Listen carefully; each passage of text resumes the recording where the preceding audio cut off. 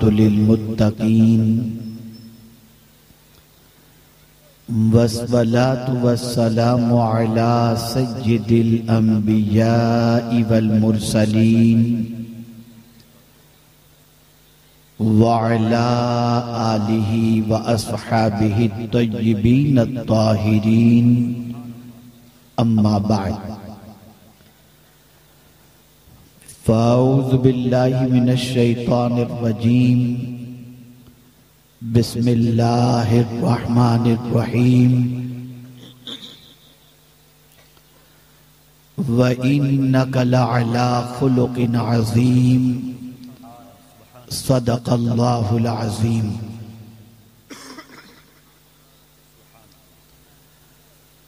काबिल क़द्र उलमाए ज़वील एहतराम हाज़िरीन व हाज़िरात व नाज़िरीन, अस्सलामु अलैकुम व रहमतुल्लाहि व बरकातुहू।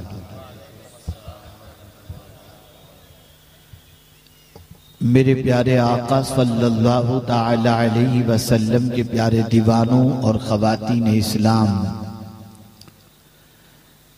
जिस आये करीमा की तिलावत का मैंने शर्फ हासिल किया, उससे मुताल्लिक कुछ मारूज़ात पेश करने से पेशतर आकाए करीम रऊफ़ुर रहीम अलैहि तहिय्यतु व तस्लीम की बारगाह में जिस तरीके से मैं पढ़ाऊं, अक़ीदत व मोहब्बत में डूब कर उसी तरीके से दुरूद व सलाम का नजराना पेश करें। अस्सलातु वस्सलामु अलैका या रसूल अल्लाह, अस्सलातु वस्सलामु अलैका या हबीब अल्लाह, अस्सलातु वस्सलामु अलैका या नबी अल्लाह, व अला आलिका व अस्हाबिका या नूर अल्लाह, सल्लल्लाहु ताला अलैका वसल्लम। मेरे प्यारे आका सल्लल्लाहु ताला अलैहि वसल्लम के प्यारे दीवानों, हम और आप इस वक्त मोहसिने आज़म सल्लल्लाहु अलैहि वसल्लम कॉन्फ्रेंस में हाजिर हैं। यकीनन कुछ न कुछ आपके दिलो दिमाग में ख्याल गर्दिश कर रहे होंगे कि आज क्या सुनेंगे और फिर अपनी जिंदगी किस तरीके से हम बदलेंगे। याद रखें, ये जो महफिलें मुनक़िद की जाती हैं,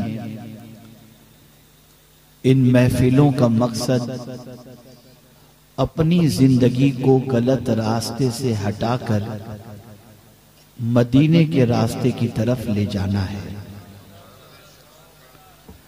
और अगर हमने इन महफिलों में आने के बाद भी अपने आप को संवारने की कोशिश नहीं की, तो ये पिंडाल लगाना, लाखों का खर्च करना, आपके औकात यहां पर लगाना, इन सारी चीजों का क्या मकसद हो सकता है।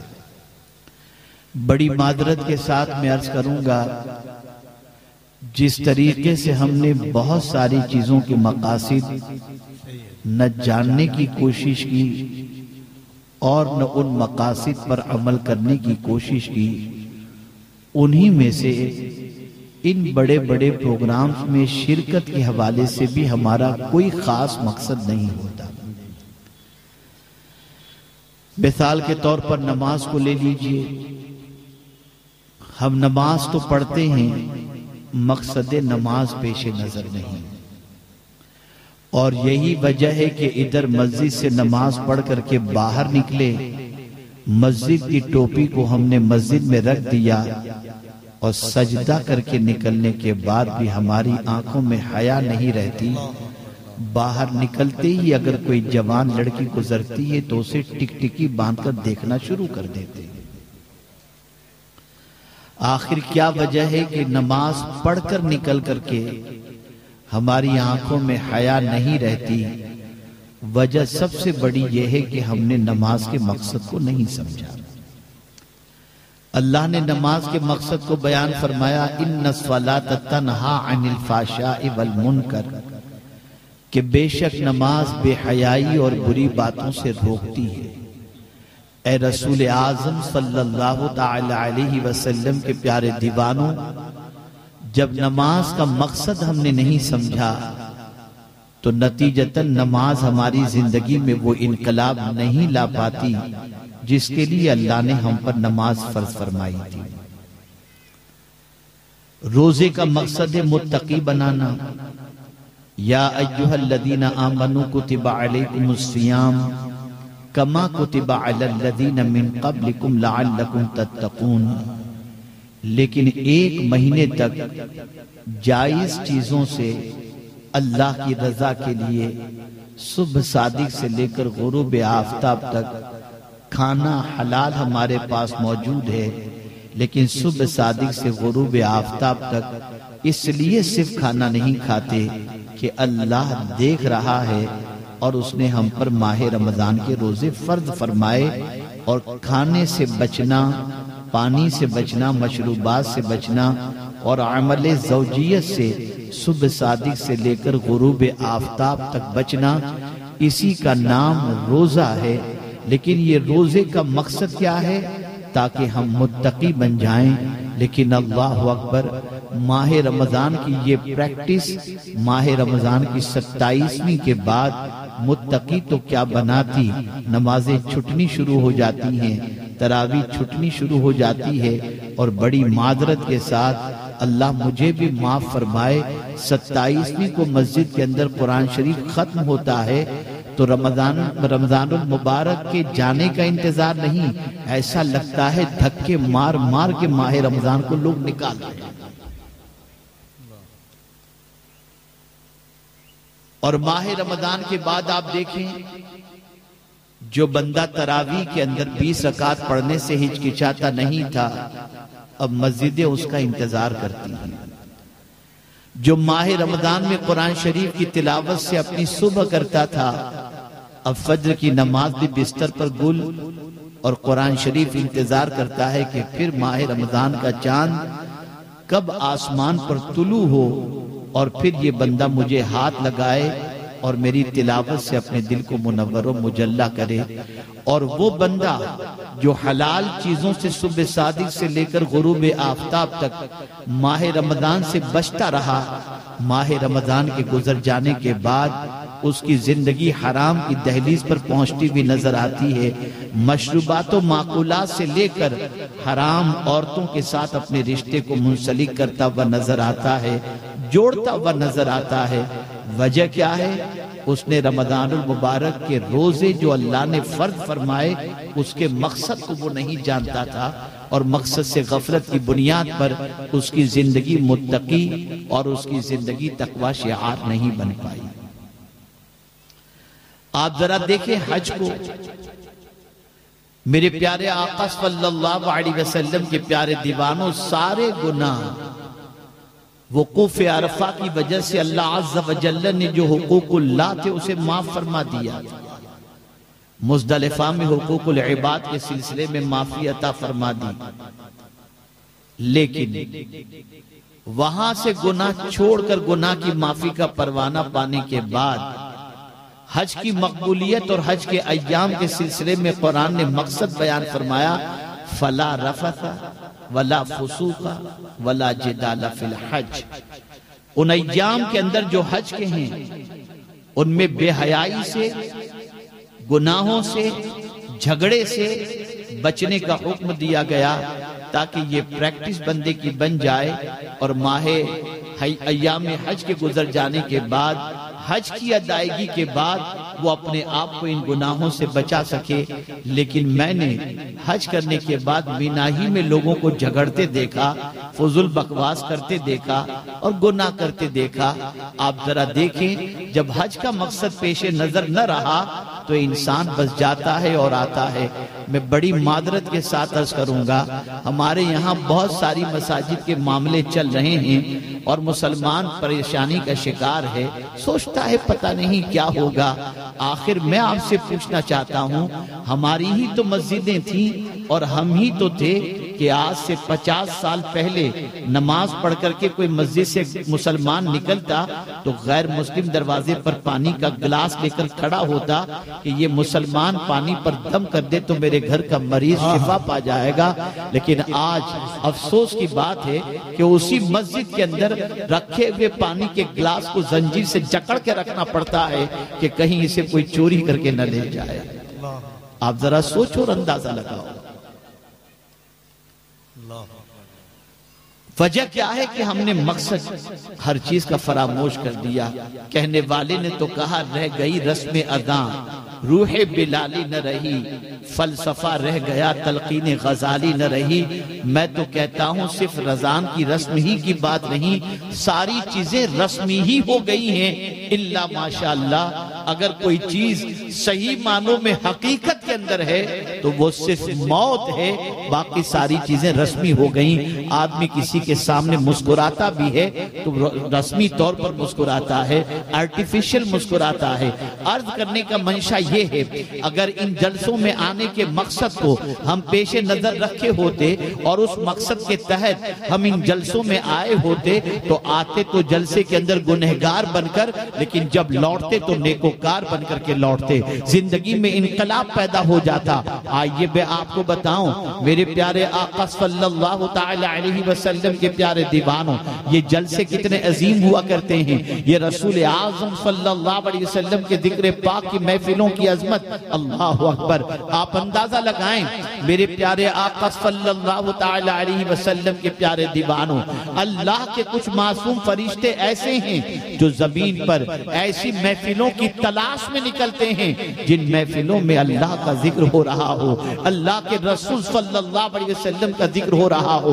और जब उन्हें वो महफिल मिल जाती है तो हदीस मुबारका में है, फरिश्ते आकर उस महफिल में बैठ जाते हैं, इख्तिताम तक बैठते हैं। और महफिल जब खत्म होती है, फरिश्ते जब लौटकर अल्लाह की बारगाह में हाजिर होते हैं, मौला खूब जानता है, लेकिन फरिश्तों से पूछता है, ऐ फरिश्तों बताओ कहां से आ रहे हो? फरिश्ते जवाब में अर्ज करते हैं, मौला फला जगह पर तेरे बंदे मिलकर तेरा जिक्र कर रहे थे, जिक्र करने वाला जिक्र कर रहा था, सुनने वाले जिक्र सुन रहे थे, उस महफिल से हम आ रहे हैं। रब्बे कदीर फरिश्तों से फरमाता है, ऐ मेरे फरिश्तों मुझे ये बताओ मेरे वो बंदे मुझसे क्या मांग रहे थे? मौला तुझसे जन्नत का सवाल कर रहे थे, उनकी तमन्ना थी कि तू उन्हें जन्नत अता फरमा दे। रब्बे कदीर जल्ल जलालहू इरशाद फरमाता है, फरिश्तों मुझे ये बताओ क्या उन्होंने जन्नत देखी है? फरिश्ते अर्ज करते हैं, मौला उन्होंने जन्नत नहीं देखी। रब्बे कदीर जल्ल जलालहू फरमाता है, अगर वो जन्नत देख लें मौला पूरी जिंदगी सजदे में गुजार दें, तेरी इबादत में गुजार दें, तेरी रियाजत में गुजार दें। अच्छा फरिश्तों ये बताओ क्या और भी कोई चीज मांग रहे थे? हाँ परवरदिगार, वो जहन्नम से बचने की दुआ कर रहे थे, जहन्नम से पनाह मांग रहे थे। अल्लाह अकबर। रब्बे कदीर इरशाद फरमाता है, क्या फरिश्तों उन्होंने जहन्नम देखा है? फरिश्ते अर्ज करते हैं, नहीं मौला उन्होंने जहन्नम नहीं देखा। रब इरशाद फरमाता है, अगर जहन्नम देखने मौला जिंदगी में कभी गुनाह न करें, कभी गुनाह की दहलीज पर न जाएं। अच्छा फरिश्तों ये बताओ उन्हें क्या सिला दिया जाए? मौला इरशाद फरमाएगा, फरिश्तों बताओ क्या सिला दिया जाए? फरिश्ते अर्ज करते हैं, मौला तू बेहतर करम फरमाने वाला है, तू रहमान और रहीम है। मेरा मौला इरशाद फरमाता है, फरिश्तों गवाह हो जाओ उस महफिल में जितने आए थे मैंने सबकी बख्शिश फरमा दी। अल्लाह अकबर। तो फरिश्ते अर्ज करते हैं, है मेरे करीम एक बंदा ऐसा भी था जो महफिल में शिरकत की गरज से नहीं गया था, वो तो रास्ते से गुजर रहा था, महफिल देखा, आकर के बैठ गया, मौला उसके बारे में क्या हुक्म है? रब इरशाद फरमाता है अच्छों की वजह से मैंने उसे भी बख्श दिया। ये वो महफिलें हैं, आप अगर बावुजू आते या आए हों तो आपको हदिये तबरीक में पेश करता हूँ। इन महफिलों के अंदर फरिश्तों का नुज़ूल होता है। वो ऐसी महफिलों की तलाश में निकलते हैं जहाँ अल्लाह का जिक्र हो रहा हो, अल्लाह के रसूल सल्लल्लाहु अलैहि वसल्लम का जिक्र हो रहा हो।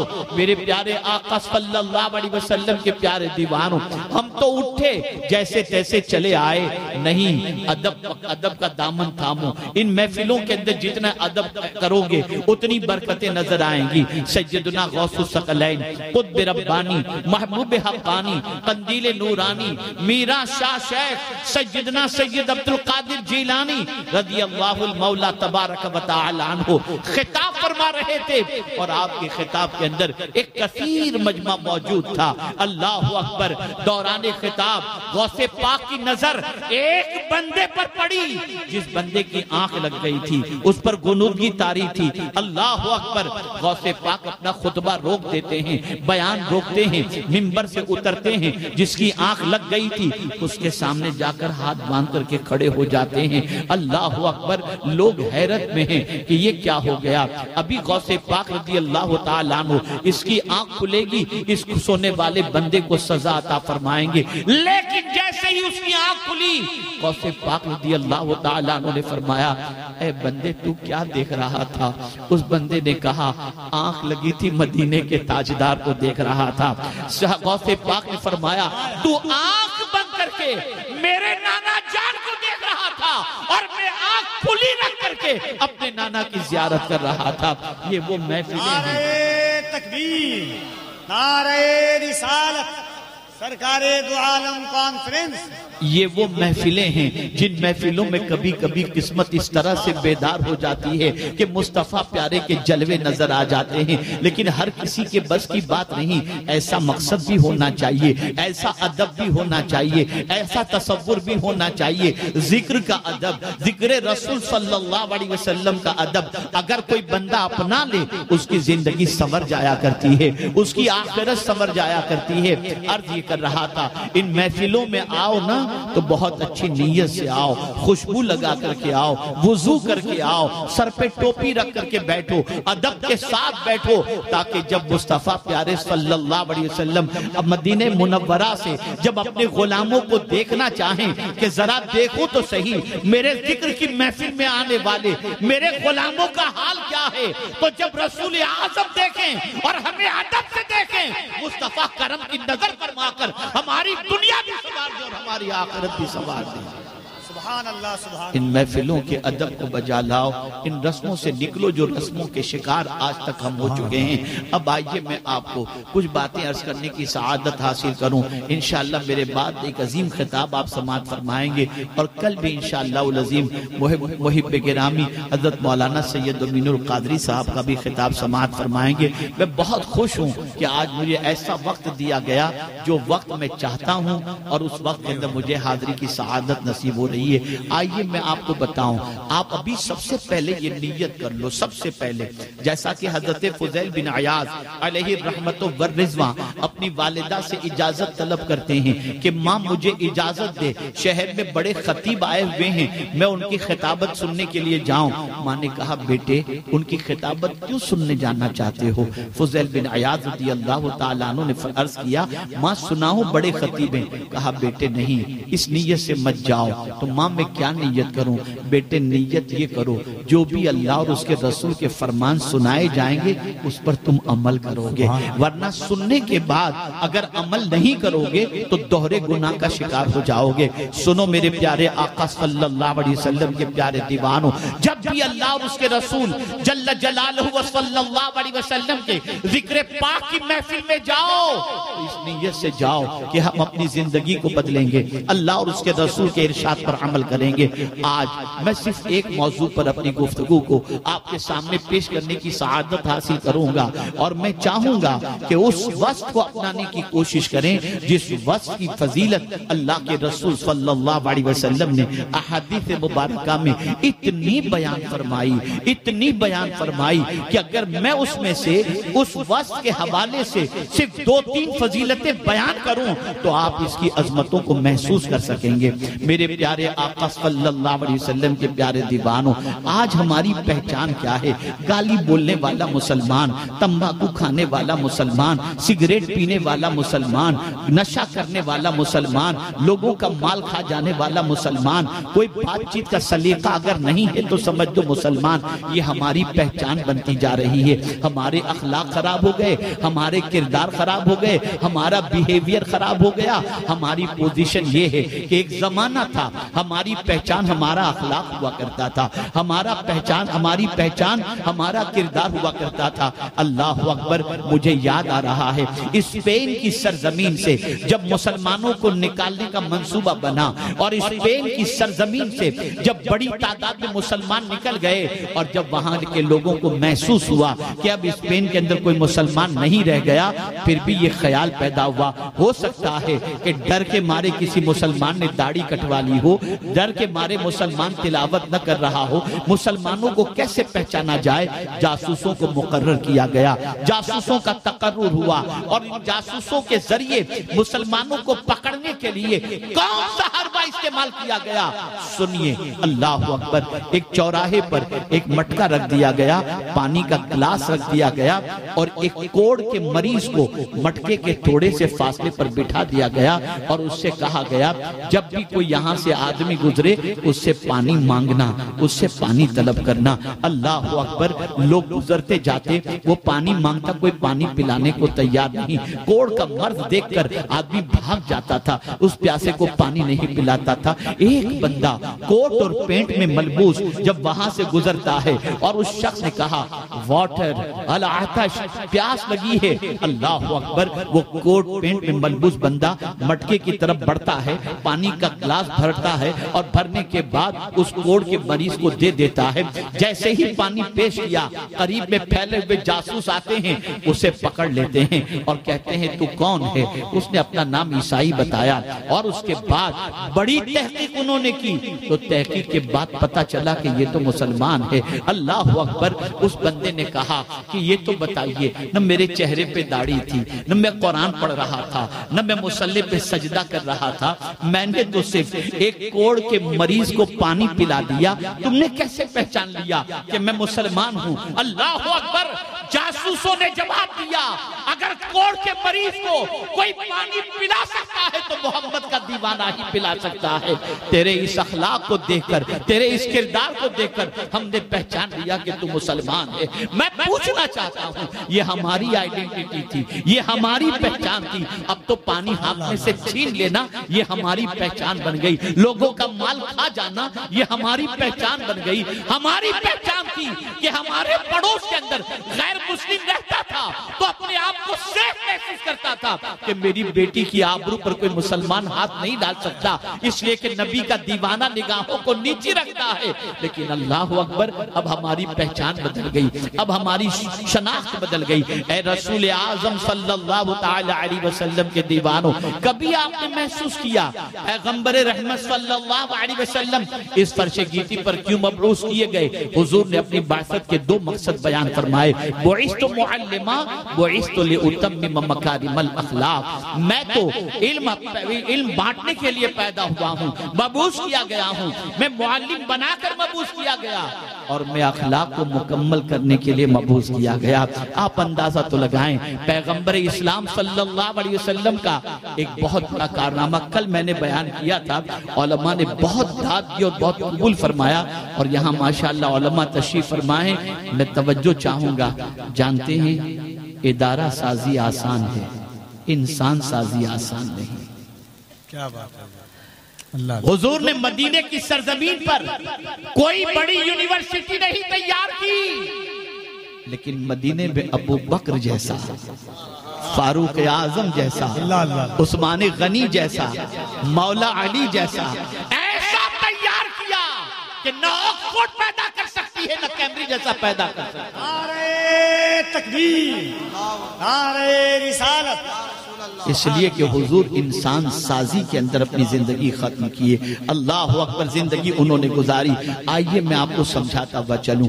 अल्लाह अज़्ज़ व जल आक़ाए करीम सल्लल्लाहु अलैहि वसल्लम की अजमतों को बयान फरमा रहा है। इरशाद फरमाता है, इन्नका लअला खुलुकिन अज़ीम, बेशक आप बहुत बड़ी खूबू के मालिक हैं। अल्लाह अकबर। मुस्तफ़ा प्यारे सल्लल्लाहु तआला अलैहि वसल्लम के अखलाक कैसे थे, आपका किरदार कैसा था, आपकी जिंदगी कैसी थी, आपका बिहेवियर कैसा था। ऐ रसूल आज़म सल्लल्लाहु तआला अलैहि वसल्लम के दीवानों, ये बात अच्छी तरीके से जहन के अंदर महफूज कर लें। अगर किसी को अपना बनाना है तो दौलत दे करके बनाओगे, वो लम्हाती मोहब्बत होगी, और अखलाक दे करके बनाओगे, जिंदगी भर वो तुम्हारा गुलाम बन करके रहेगा। आइए मैं आपको समझाता हुआ चलूं। मेरे प्यारे आका सल्लल्लाहु अलैहि वसल्लम के अखलाक का आलम क्या था, रसूल रहमत सल्लल्लाहु अलैहि वसल्लम के अखलाक की पोजीशन क्या थी, ताकि आप महसूस कर सकें। सबसे पहले मैं आपको अखलाक के हवाले से बता दूं, उलमा तशरीफ फरमाए, गलती होगी तो इस्लाह फरमाएंगे। खल्क और खुलुक दोनों का मादा एक ही है। खल्क और खुलुक दोनों का मादा एक ही है। खल्क जाहिर को कहते हैं, हाथ पैर आंख कान, ये खल्क है। जो नजर को नजर आ सके वो चीज खल्क है। आंख नजर आती है, कान नजर आता है, पैर नजर आता है, चेहरा नजर आता है। जो चीज नजर आए वो खल्क है, और जो चीज नजर ना आए, महसूस हो, उसे खुल्क कहते हैं। उसे खुल्क। जो नजर आए उसे खल्क कहते हैं, और जो महसूस की जाए उसे खुल्क कहते हैं। बड़ी तवज्जो चाहूंगा। अल्लाह अकबर, अल्लाह अकबर, अल्लाह अकबर। कल चंद उलमा प्रोग्राम के बाद मिलने की गरज से हाजिर हुए और जम करके बैठ गए। कहा बस एक नसीहत हज़रत फरमा दे, एक नसीहत फरमा दे। मैंने कहा बस एक ही नसीहत करता हूं, मखलूक की नजर में अच्छा बनने की बजाय खालिक की नजर में अल्लाह अल्लाह अल्लाह अल्लाह अल्लाह अल्लाह, मखलूक की नजर में अच्छा बनने की बजाय खालिक की नजर में अच्छा बनो। मखलूक जाहिर को देखती है और खालिक दिल को देखता है, और दिल जिस्म का बादशाह है। ऐ रसूल आज़म सल्लल्लाहु तआला अलैहि वसल्लम के दीवानों, मेरी बच्चियां भी यहाँ मौजूद हैं और मेरे नौजवान बच्चे भी यहाँ पर मौजूद हैं। आज लड़का शादी का इरादा करता है तो पहले क्या देखता है, मैं जिससे शादी करूं वो लड़की लगती कैसी है, कलर कैसा है, फिगर कैसा है, इन चीजों को देखता है, और उसके बाद वो रिश्ते के बारे में सोचता है। कभी ऐसा होता है बहुत खूबसूरत लड़की मिल जाती है, दिखने में बड़ी अच्छी होती है, वो खुद तो भले उसका रंग थोड़ा सा सांवला हो, लेकिन लड़की तलाश करेगा हीरोइन जैसी, और मिल गई अब वो तिगड़ी के नाच नचाती है, खूबसूरती पर गुरूर, और उसका जीना दूबर कर देती। तुम्हारे साथ निकलती हूं तो मेरा तुम्हारे साथ पता नहीं मेरी सहेलियां क्या क्या कहती हैं, ये सारी चीजें मुआशरे में हो रही हैं, कोई छुपी हुई बात नहीं। लेकिन अगर निकाह करने वाले ने खूबसूरती की बजाय खूबसूरत देखा तो उसकी पूरी जिंदगी खुशी से गुजरती नजर आती है। तवज्जो चाहूंगा जुमले पर। सूरत आंख को अच्छी लगती है, सूरत आंख को अच्छी लगती है, और सीरत दिल को अच्छी लगती है। और अच्छी सीरत वाली अगर बीवी मिल जाए तो घर जन्नत बन जाया करता है। अल्लाह अकबर। मेरे प्यारे आका सल्लल्लाहु ताला अलैहि वसल्लम के प्यारे दीवानों, अब माएं भी सुने और बाप भी सुने। मुस्तफा जाने रहमत सल्लल्लाहु ताला अलैहि वसल्लम से दरियाफ्त किया गया, या रसूल अल्लाह सल्लल्लाहु ताला अलैहि वसल्लम, माँ बाप की तरफ से औलाद के लिए सबसे बड़ा तोहफा कौन सा है?